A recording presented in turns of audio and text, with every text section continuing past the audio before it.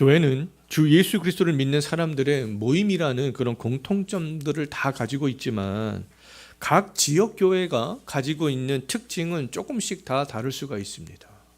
예를 들어서 데살로니가 지역에 있던 그 교회의 특징들이 뭐였냐 하면 믿음의 역사와 사랑의 수고와 주 예수 그리스도에 대한 소망의 인내가 그 어떤 교회보다도 잘 드러나는 것이 특징이었습니다. 빌립보 지역의 교회의 특징은요, 바울처럼 복음에 적극적으로 참여하는 것이 특징이었어요.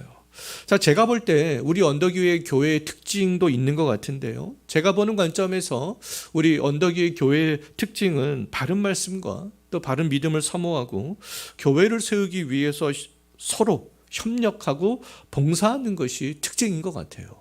자, 이 고린도 교회 성도들도 나타나는 특징이 있었습니다. 사도 바울은 그 고린도 교회의 특징을 고린도전서 1장 5절과 7절에서 그 네 가지로 이야기를 하고 있는 것을 볼 수 있는데 우리는 이미 다 살펴봤습니다.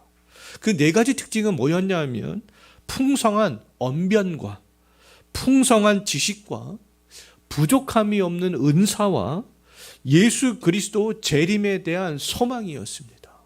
이것이 고린도 교회의 특징이었어요. 사도 바울은 고린도 성도들이 가지고 있는 이 네 가지의 특징을 생각하면서 하나님께 감사했습니다. 자, 그런데 다른 한편 이 고린도 교회의 문제는요, 이 네 가지 특징 때문에 발생했다라고도 볼 수 있어요. 그들이 가졌던 이 네 가지 특징은 굉장히 좋은 것이었으나 그들이 바르게 사용하지 못했던 것이죠. 풍성한 언변과 풍성한 지식과 부족함이 없는 은사와 예수 그리스도의 재림에 대한 소망들, 굉장히 다 좋은 것들이었잖아요. 그런데 이것들을 바르게 사용하지 못했습니다. 자, 고린도 교인들을 향한 이 사도 바울의 소망은요, 그 성도들이 예수 그리스도의 날에, 예수님께서 재림하시는 그날에 책망할 것이 없는 자로 끝까지 견고하게 서는 것이었기 때문에 그들이 가지고 있는 그런 좋은 장점이었지만 그 잘못 사용되어지고 있는 그 네 가지 특징들을 바로 잡아주려고 했던 것이죠. 고린도 성도들은 헬라인답게 굉장히 언변에 능했습니다. 굉장히 말을 잘했어요. 그러나 그들의 언변은 분쟁하는 데 사용이 되었었잖아요. 바울파, 아볼로파, 게바파, 그리스도파로 나뉘어서 분쟁했습니다. 분쟁하는데 그들의 언변들을 사용했던 것이죠. 그들은 또 스스로 지식이 있다라고 생각을 했으나 우상의 신전에 출입하는 것과 재물을 먹는 지식에 대해서는 다른 성도들을 전혀 배려하지 않는 교만한 지식으로 그렇게 나타났습니다. 또 성령께서 여러 가지 은사를 다른 그 어떤 교보다도 풍성하게 주셨지만 그들이 사용하는 은사는 소리나는 구리와 울리는 꽹과리와 같았고요. 또 사랑이 없었고 다른 성도와 자기 자신에게 유익이 되지 않는 그런 은사였던 거잖아요. 자, 제가 보는 관점에서 우리 교회가 가진 그 세 가지 좋은 특징을 말씀을 드렸습니다.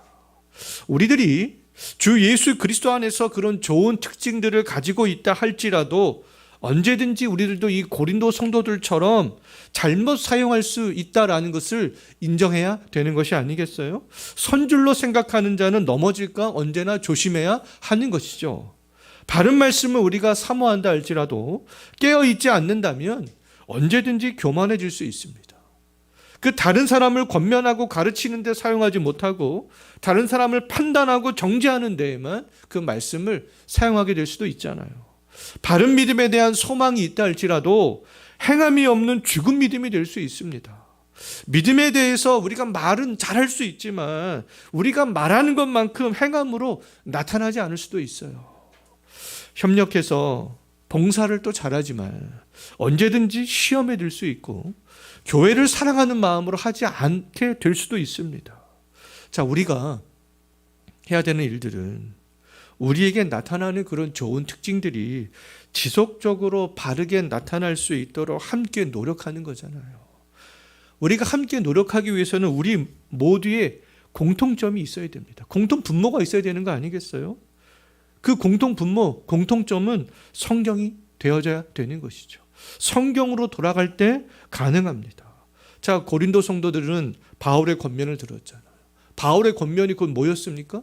하나님의 말씀이 성경이었던 것이죠.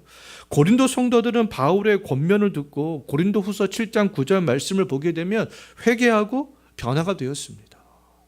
그들에게 있었던 언변과 지식과 은사가 다시 바르게 작동이 되기 시작했던 것이죠. 분쟁하고 타락하고 세속화된 교회가 하나님의 교회로 다시 바르게 세워져 가기 시작했습니다. 지금까지 고린도전서를 통해서 살펴봤듯이 사도 바울은 고린도 성도들의 장점이었던 언변과 지식과 은사에 대한 문제를 말씀으로 책망하고 가르치고 권면함으로 그 문제들을 하나씩 해결해 갔잖아요. 이제 네 가지 중에 고린도 성도들이 갖고 있던 네 가지 특징들, 우리 14장까지 보면서 세 가지를 바울이 말씀으로 권면하고 가르치면서 해결해 나가는 것들에 대해서 살펴봤습니다.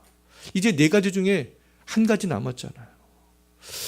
자, 재림과 재림의 날에 있을 부활에 대한 것이었습니다. 고린도 성도들은 주 예수 그리스도의 나타나심을 기다렸지만, 그들이 좋은 그것이 신앙의 장점이었지만, 예수 그리스도의 부활과 성도의 부활에 대해서 고린도전서 15장 12절과 35절 말씀을 보게 되면 오해하고 있었던 부분들이 있었습니다. 때문에 이제 사도 바울은 이 고린도전서 15장에서 부활에 대한 주제들을 다루고 있는 것이죠. 지금도 예수 그리스도의 십자가의 죽음은 믿지만 부활을 믿지 않는 사람들이 있습니다. 의외로 굉장히 많아요. 주 예수 그리스도와 함께 오는 종말을 기다리지만 종말에 대해서 오해하고 있는 사람들이 의외로 굉장히 많이 있잖아요. 또 부활을 소망하지만 부활할 몸에 대해서 전반적으로 잘 알고 있지 못한 경우들이 상당히 많이 있습니다. 자, 우리들이 고린도전서 12, 13, 14장을 통해서 바른 은사에 대해서 정립을 했듯이 이제 15장을 통해서 우리가 부활에 대해서 바르게 좀 정립을 할 수 있었으면 좋겠어요. 말씀으로 개혁되는 것이 개혁주의잖아요. 우리에게 장점이 있다 할지라도 그 장점들이 고린도 교회 성도들처럼 잘못 사용되거나 오해하고 있었던 것들이 말씀을 통해서 발견이 된다면 우리들은 어떻게 해야 되겠습니까? 말씀으로 돌아가는 것이죠. 아, 내가 그동안 내 언변, 나의 풍성한 지식, 하나님께 주시는 은사, 이런 것에 대해서 내가 잘못 생각하고 있었구나. 잘못 사용하고 있었구나. 이런 것들이 하나님께서 말씀하시는 말씀의 기준이구나. 그럼 우리가 그 말씀으로 돌아가는 것이죠. 그것이 개혁주의가 되겠습니다. 우리가 예수 그리스도의 재림과 부활에 대해서도 오해하는 것들이 있다면 우리 고린도전서 15장을 보면서 어떻게 해야 되겠습니까? 개혁이 되어져야 되는 것이죠. 우리가 모두 다 함께 말씀으로 돌아가야 우리 교회가 하나 될 수 있는 것이 아니겠습니까? 자, 예수 그리스도의 재림을 소망을 했던 고린도 성도들에게 나타나는 문제는 두 가지였어요. 첫째는 12절 한번 보십시오. 첫 번째 문제가 뭐였습니까? 주 예수 그리스도의 재림을 그들이 기다렸지만 죽은 자의 부활은 믿지 않고 있었습니다. 예수님의 부활은 믿었어요. 근데 죽은 자의 부활은 믿지 않고 있었던 거죠. 자, 두 번째는 35절 한번 보십시오. 그들의 문제가 뭐였습니까? 죽은 자의 또 부활을 믿는 사람들이 있었어요. 처음에는 죽은 자의 부활을 성도들 중에는 믿지 않는 사람들이 있었던 거죠.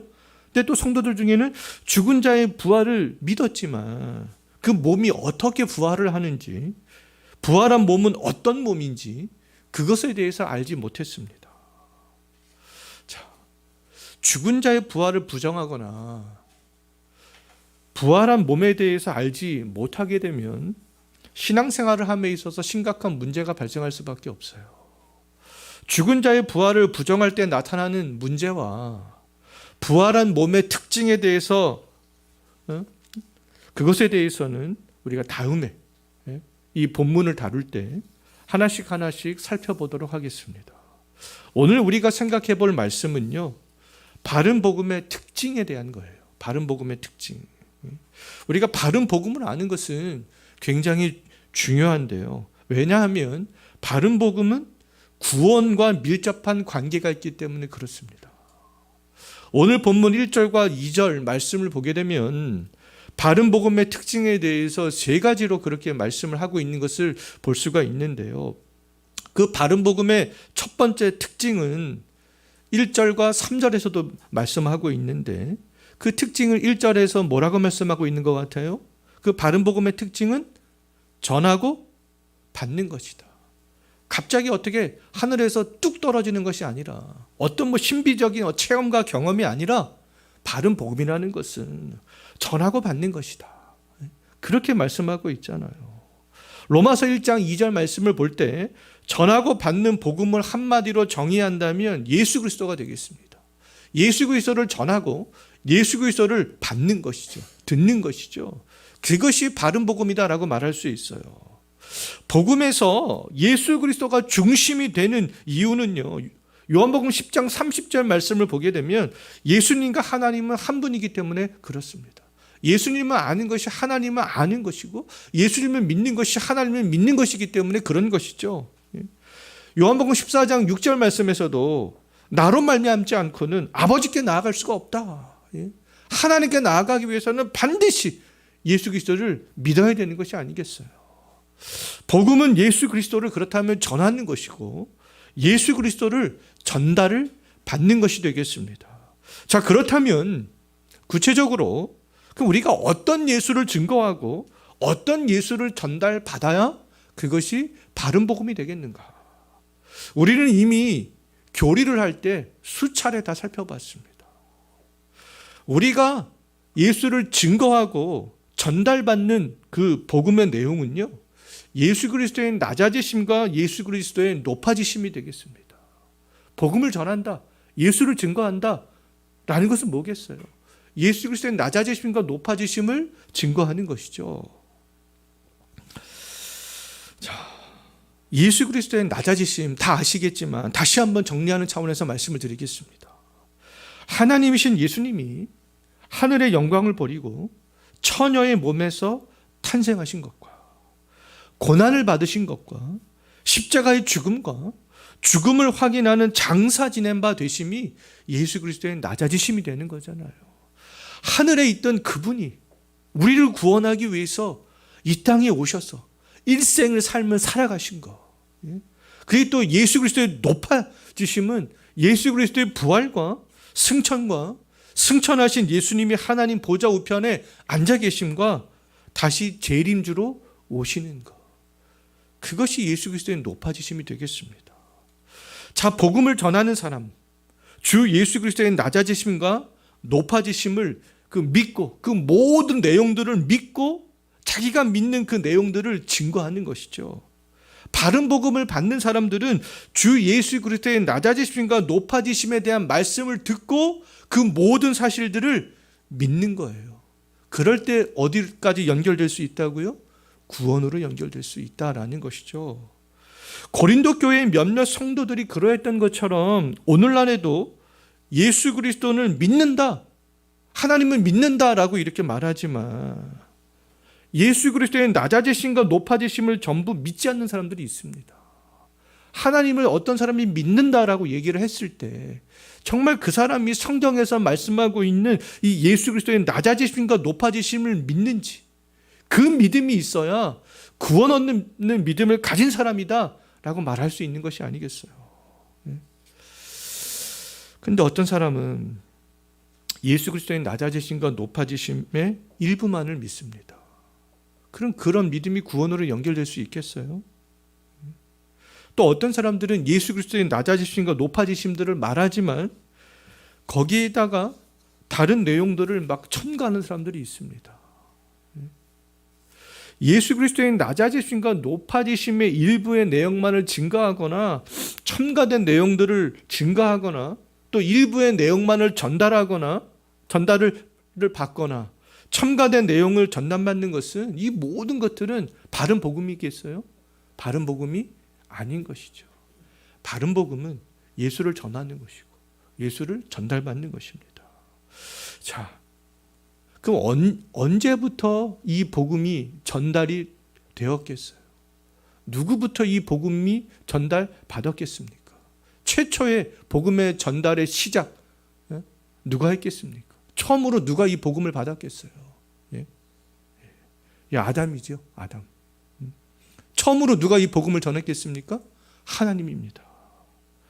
아담에서부터 오늘날에 이르기까지 복음은 전달되었고 전달을 받아왔잖아요. 그게 계속 되어져 왔던 것이죠. 최초의 복음 전달자는 하나님이잖아요. 처음으로 복음을 받은 사람은 에덴 동산에 있던 아담과 하와가 되겠습니다. 사단의 유혹에 넘어져서 타락하게 된 아담에게 하나님은 창세기 3장 15절 말씀을 주셨잖아요. 장차 여자의 후손이 사단의 세력에 맞서 완벽하게 승리하실 것이다. 하나님이 이 복음을 아담에게 전했고 아담은 처음으로 그 복음을 전달받았습니다. 하나님에게서 직접 복음을 전달받은 아담은 930세를 살면서 후손들에게 하나님께 들었던 그 복음의 말씀들을 증거했던 거죠. 복음은 이 거룩한 계보를 통하여서 계속적으로 전달되고 받으면서 모세에까지 이르게 되었고요. 모세는 복음이 전달되고 받는 모든 과정들을 어디에 기록했습니까? 창세기에 기록했던 것이죠. 처음부터. 이 부분에 대한 좀 더 자세한 말씀들은 금요 기도회 설교 중 교리 설교 3번째를 들어보면 제가 좀 더 자세하게 설명을 했습니다. 자, 이후 세대는 이제 모세가 기록한 모세오경과 왕과 선지자들이 기록한 구약 성경을 통해서 이제 장차 여자의 후손으로 오실 예수 그리스도에 대해서 좀 더 구체적으로 증거되었고 전달을 받았던 것이죠. 그 여자의 후손이 누군가 조금 더 구체적으로. 자, 약 2000년 전에 유대 땅 베들레헴에서 처녀 마리아의 아들로 태어나 이제 예수를 통해서 하나님께서 아담에게 처음으로 주셨던 3장 15절의 그 말씀, 복음의 말씀이 명확하게 드러나게 된 거 아니겠어요? 그 여자의 후손이 바로 마리아에게 태어난 예수가 되었던 거죠. 고린도 교회의 복음을 전한 바울도 자기가 각색하거나 만든 복음을 증거한 것이 아니었잖아요. 3절 말씀을 보게 되면 바울도 자기가 복음을 받은 것이다 이렇게 말하고 있습니다. 나는 받은 복음을 전했다. 사도 바울은 부활하신 예수님께 직접 복음을 받았을 뿐만 아니라 또 구약 성경을 토대로 또 복음을 전달을 받았던 거죠. 바울이 전달받은 복음과 고린도 성도들이 받은 복음은 같은 복음이었습니다. 아담 때부터 계속 이야기해왔던 그 주제, 그 맥락 가운데 있었던 그 복음이었어요. 주 예수 그리스도에 관한 복음이었습니다. 오직 주 예수 그리스도에 대해서만 계속 복음은 전달되었고 전달받았잖아요. 거기다가 각색하거나 첨가하거나 뺀 것은 바른 복음이 아닌 것이죠. 이단들이 하는 일들은 거기다 첨가하는 거죠. 어떤 사람을 첨가하고 어떤 내용을 첨가하고 각색하고 그런 것들이 바른 복음이 될 수 있겠어요? 그런 거짓된 복음이 구원으로 연결될 수 있겠습니까? 그럴 수 없는 거 아니겠어요? 하나님에게서 아담이 전달을 받은 그 바른 복음은 지금까지 단절 없이 오늘날까지 첨가됨 없이 빼어진 거 없이 전달이 되어져 왔고 전달받아 왔던 것이죠. 오늘날 우리들이 전달받은 복음도 동일합니다. 우리들이 전달해야 하는 복음도 동일하잖아요. 동일합니다. 낮아지심과 높아지심 그 외에는 없어요.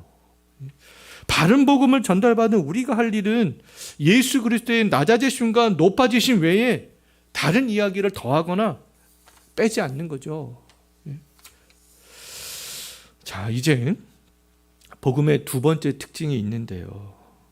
바른 복음을 전달받은 사람들은 바른 복음 위에 굳건하게 서게 된다. 1절에서 그렇게 말씀하고 있잖아요. 바른 복음 위에 서 있는 성도와 그렇지 않은 성도들의 차이는 확연하게 드러날 수밖에 없어요. 교회 역사에서 바른 복음 위에 서 있던 성도들의 삶의 목표는 오직 예수였습니다. 예수 그리스도를 따라가는 것이었고 예수 그리스도를 닮는 것이었어요. 그들은 이 땅에서 살아갈 때도 위축된 삶을 살지 않았습니다. 하늘의 시민권자로서 당당하게 살아갔던 것들을 볼 수 있어요. 왜요? 그들이 바른 복음 위에 섰기 때문에. 그들은 또 주님의 몸된 교회를 위해서도 헌신했습니다. 항상 교회가 그들의 삶의 중심이었어요. 유럽이나 미국의 예전에 마을 중심에 교회가 있었던 이유도 교회가 그들의 삶의 중심이었기 때문에 그렇습니다. 언제나 교회를 중심으로 해서 그들은 삶을 살았던 거죠. 그들이 주 예수 그리스도의 복음 위에 전체 마을 공동체 전체가 서 있었기 때문에 그렇습니다. 왜요? 그냥 복음이 자발적으로 그들을 그렇게 살도록 만들었기 때문에 그렇습니다. 누가 강압적으로 한 것도 아니에요. 근데 복음이 당당하게 살도록 교회를 중심으로 살아갈 수 있도록 예수 그리스도를 닮아가도록 그렇게 만들었던 것이죠. 자, 지금 우리들이 어떤 복음 위에 서 있는지 한번 생각 한번 해보십시오. 내가 정말 바른 복음 위에 서 있는가? 주 예수 그리스도의 낮아지심에 정말 감사하고 주 예수 그리스도의 높아지심을 정말 소망하고 있는가? 한번 생각 한번 해보십시오. 우리가 서 있는 신앙의 토대는 그런 예수 그리스도가 되는 거잖아요. 그 누구도 어떤 세력도 침범할 수 없고 흔들 수 없고 빼앗을 수 없는 토대가 되겠습니다. 그렇기 때문에 사도 바울은 환난이나 공고나 박해나 기근이나 적신이나 위험이나 칼에 위협이 있었지만 그 바른 복음의 토대 위에 서 있었기 때문에 전혀 흔들리지 않았잖아요. 부활에 대한 소망이 희미해지지 않았습니다. 그 바른 복음의 그런 능력의 토대 위에 서 있었기 때문에 그 능력으로 말미암아 1차, 2차, 3차 전도 여행들을 계속해서 다닐 수 있었던 것이죠. 그것이 바른 복음의 토대 위에 서 있었기 때문에 그렇습니다. 그런데 예수 그리스도의 부활을 오해하여서 부활을 고린도 성도들 몇몇 성도들처럼 부인하거나 부활에 대해서 온전히 알지 못했던 그 고린도 성도들은 그런 신앙이 흔들렸잖아요. 흔들렸기 때문에 성령께서 주시는 은사를 사용하면서도 교회의 덕을 세우지 못했던 것이고 수많은 문제들을 야기시켰던 것이 아니겠어요. 바른 복음을 생각했더라면 흔들릴 위기에 있을 때로 다시 바른 위치로 아마도 돌아왔을 겁니다. 자, 우리의 신앙에 문제가 생겼을 때 또는 교회에 문제가 생겼을 때 우리가 어떤 복음 위에 서 있는가 이거를 생각한다면 흔들리지 않을 수 있어요. 흔들렸다 할지라도 다시 금세 돌아올 수 있습니다. 말씀을 통해서 돌아올 수 있는 것이죠. 자, 우리 모두가 주 예수 그리스도의 복음 위에 서 있음을 확신한다면 그 어떤 위협이 있어도 어떤 공격이 있어도 흔들리지 않을 수 있습니다. 우리가 어떤 위험에 직면할 때마다 어려움에 직면할 때마다 내가 어떤 복음의 토대 위에 서 있는가 그것들을 생각하는 것은 굉장히 중요한 일이다라는 겁니다. 자, 또 세 번째 복음의 특징, 이게 아주 굉장히 가장 중요한 건데요. 2절 한번 보십시오. 세 번째 복음의 특징은 무엇과 연결되어져 있습니까? 구원을 받게 하는 것과 연결이 되어지잖아요. 그럼 복음의 궁극적 목적은 뭐라는 거예요? 구원이라는 것이죠. 하나님께서 왜 아담에게 창세기 3장 15절 말씀으로 복음을 증거했겠습니까? 구원을 위해서. 왜 그 복음이 계속 전달하고 전달받는 과정이 왜 계속 반복이 되어졌겠어요? 죄인의 구원을 위해서. 그런 것이죠.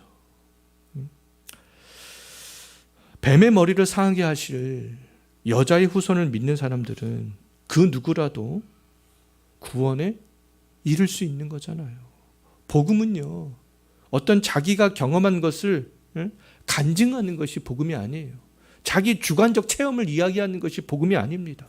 근데 그 주관적 체험은 귀한 체험일 수 있어요. 내가 신앙이 성장하는데 정말 도움이 되는 체험일 수 있습니다.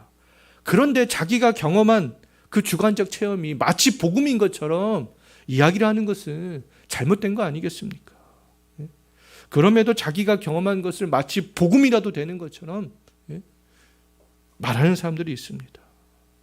특히 천국과 지옥을 경험했다고 이야기하는 사람들, 그런 사람들 중에 굉장히 많은 것 같아요. 자기가 천국과 지옥을 경험했는데, 또 어떤 사람은요, 자기가 지옥을 경험했는데 거기 아담이 있는 것을 내가 봤다. 아담을 내가 봤어. 그래서 아담은 지옥에 있어. 내가 지옥에 가봤는데 칼빈이라는 사람도 지옥에 있더라. 칼빈도 지옥에 있어. 또 과거에 어떤 사람들은 자기가 지옥을 경험했는데 조용기 목사도 또 지옥에 있더라. 뭐 이렇게 얘기하는 사람들 이야기를 들어봤습니다. 그러니까 자기가 이렇게 경험한 거, 그거를 막 사실처럼, 그 사실을 듣는 사람들은 아 그래? 아 그 사람들 지옥에 있어? 네. 자, 자기가 본 것뿐만 아니라 자기가 본 것을 또 성경적 근거로 그렇게 막 들어서 이야기를 하는데요. 천국과 지옥을 봤다라고 경험한 사람들이 중에 근거로 드는 이야기, 그 성경 본문 중에 하나가 이제 히브리서 11장을 근거로 드는 걸 봤습니다. 아담이 지옥에 있다라는 근거로 드는 걸요. 소위 히브리서 11장은 믿음장이라고 불리는데요. 많은 믿음의 선조들의 그런 믿음 생활했던 모습이 11장에 기록되어져 있습니다.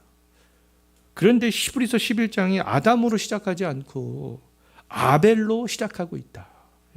만약 아담이 천국에 있다면 아벨부터 시작하지 않고 아담부터 시작하지 않겠는가? 이런 식으로 히브리서 11장을 근거로 드는데요. 근데 히브리서 11장은 아담이 지옥에 갔다라고 말할 수 있는 근거가 될 수 있겠어요? 그것은 그냥 자기가 생각한 거죠. 자기가 추측해서 그냥 끼워 맞힌 것이 아니겠습니까? 오히려 성경에는요, 아담이 천국에 있다라는 근거가 되는 말씀이 훨씬 더 많습니다. 첫 번째로, 자, 제가 이제 그 근거에 대해서 몇 가지는 말씀을 드리겠는데요. 제가 왜 이런 말씀을 드리냐면, 연속 2주 동안 교회 앞에다가 책도 갖다 놓고 무슨 전단지도 막 이만큼 갖다 놓고 해서 제가 이제 또 이런 것들이 유행을 하나 싶어서 제가 좀 이것들을 근거로 지금 말씀을 드리고 있는 거예요. 바른 복음만이 구원으로 인도하고, 바른 복음은 예수님의 낮아지심과 높아지심이지 어떤 자기의 주관적 경험과 체험이 아니다라는 것들을 말씀드리기 위해서 말씀을 드립니다. 자, 첫 번째로, 하나님이 최초로 복음의 말씀을 준 사람은 아벨이 아니라 타락한 아담이었습니다. 하나님은 아담이 타락한 직후에 즉시 복음의 말씀을 주셨어요. 만약에 아담이 지옥에 있다면, 아벨부터 하나님께서 구원한 백성이라면 아담에게 주지 않고 아마 아벨에게 주었겠죠. 아담은 타락했지만 930년을 살면서 창조주 하나님께서 약속하신 장차 오실 여자의 후손을 믿고 기다렸을 거예요. 하나님에게서 들은 최초의 복음을 또 후손들에게도 전달했을 것입니다. 자, 두 번째로, 아담은요, 창세기 4장 1절 말씀을 보게 되면 첫째 아들 가인을 낳았을 때 그가 어떻게 했는지를 보면 알 수 있어요. 첫째 아들 가인을 낳았을 때 아담이 어떤 고백을 하냐 하면 여호와로 말미암아 득남했다, 이런 고백을 합니다. 아벨이 죽은 후에 또 셋을 낳았을 때 창세기 4장 25절 말씀을 보면 어떤 고백을 하고 있냐면, 아담은 하나님이 죽은 아들 대신에 셋을 새로운 씨로 주셨다. 다 하나님을 그렇게 고백하고 있습니다. 아담의 마음에는 하나님에 대한 생각이 항상 있었던 거죠. 자, 세 번째는 추정이지만 가인과 아벨이 하나님께 제사를 드릴 수 있었던 것은 이미 아담이 하나님께 제사를 드리는 모습을 봤기 때문에 그런 것이 아니겠어요. 가인과 아벨은 자기 아버지 아담이 하나님께 제사를 드리는 것을 이미 봤기 때문에 가인과 아벨도 하나님께 제사를 드렸던 것이죠. 자, 이제 네 번째 마지막인데요. 이건 아주 굉장히 결정적 사건이라고 말할 수 있겠습니다. 창세기 3장 21절 말씀을 보게 되면 아담과 하와가 타락한 다음에 하나님께서는 아담과 하와에게 가죽옷을 입혀 주셨잖아요. 가죽옷을 만들기 위해서는 무죄한 동물이 죽어야 되는 거 아니겠습니까? 아담과 하와를 위해서 동물이 흘린 피는 가깝게는 모세 시대의 동물의 제사를 예표하는 것이고 궁극적으로는 예수 그리스도의 피 흘리심을 예표하는 것이다 라고 말할 수 있겠습니다. 자, 하나님이 타락한 아담에게 최초의 복음을 증거하시고 동물을 잡아 가죽옷을 입히시고 아담도 가인을 낳은 이후에 하나님께 영광을 돌린 것은 아담도 구원을 받았다라는 것들을 보여주는 그런 확실한 증거들이 되겠습니다. 아담은 누구보다도 여자의 후손을 기다렸을 거예요. 왜요? 아담은 사탄의 세력에게 패배한 전력이 있기 때문에 그렇습니다. 하나님께 즉시 책망을 받고 사망 선고를 받았잖아요. 예? 아담은 하나님께 받은 그 복음의 말씀인 뱀의 머리를 상하게 할 여자의 후손 언제 오시나? 그분이 오셔야 될 텐데 그런 믿음으로 살아갔을 것입니다. 그 믿음을 굳게 지키면서 자기의 후손들에게도 그 여자의 후손들에 대한 그 여자의 후손에 대한 이야기를 했지 않겠어요? 가인과 그의 후손들은 여자의 후손에 대한 이야기를 헛되이 믿었지만 셋과 거룩한 계보인 또 후손들은 아담이 그러했던 것처럼 바른 복음을 듣고 믿음을 굳게 지켰고 구원에 이르게 되었습니다. 하나님이 아담에게 전해준 바른 복음이 구원으로 인도했듯이 오직 바른 복음인 예수 그리스도의 낮아지심과 높아지심을 전하고 받을 때 하나님의 능력이 그 가운데 나타나는 거 아니겠어요? 죄인을 구원하는 능력이. 자기가 주관적으로 경험한 그런 경험을 통해서 구원으로 인도하는 하나님의 능력이 나타나는 것이 아니잖아요. 오직 예수 그리스도의 복음으로만 하나님의 능력이 나타날 수 있습니다. 로마서 1장 16절에서 바른 복음을 믿는 사람들에게 나타나는 하나님의 능력에 대해서 정확하게 얘기하고 있잖아요. 그것은 구원이다. 복음은 곧 구원과 연결되는 말씀이 되겠습니다. 자, 오직 바른 복음만이 우리를 구원으로 인도할 수 있어요. 우리가 믿어야 될 것, 우리가 보고 따르고 순종해야 될 것은 예수 그리스도의 낮아지심과 높아지심에 대한 그 복음의 말씀입니다. 우리가 그 복음의 말씀을 또 소망하는 것이죠. 예수님의 높아지심을 우리는 소망하고 기다리는 거예요. 그것이 바른 복음이잖아요. 자, 바른 복음만이 우리를 구원으로 인도할 수 있습니다. 아담처럼 타락한 사람도 고린도 교회 성도들처럼 이전에 우상을 섬겼던 사람들도 오직 바른 복음으로 하나님의 능력인 구원을 경험할 수 있게 되는 것이죠. 바른 복음의 능력을 경험한 우리들이 해야 되는 일들은 굳건히 그 바른 복음을 지키는 거잖아요. 2절에서 그렇게 말씀하고 있잖아요. 우리들이 해야 할 바른 복음을 지키는 것이다. 또 2절에서 뭐라고 말씀하고 있어요? 전에 받은 바른 복음을 헛되이 믿지 않는 것이다. 헛되이 믿지 않는 것. 헛되이 믿지 않는다라는 것은요, 참된 복음에 기초하지 않는 그런 말씀을 무분별하게 받아들이지 않는다라는 거예요. 예수의 낮아지심과 높아지심보다도 그 어떤 다른 것들을 더 신뢰하지 않는다라는 겁니다. 더해지거나 빠진 복음을 받아들이지 않는 것이죠. 자, 우리가 구원에 이르게 된 것은 바른 복음 때문에 그렇습니다.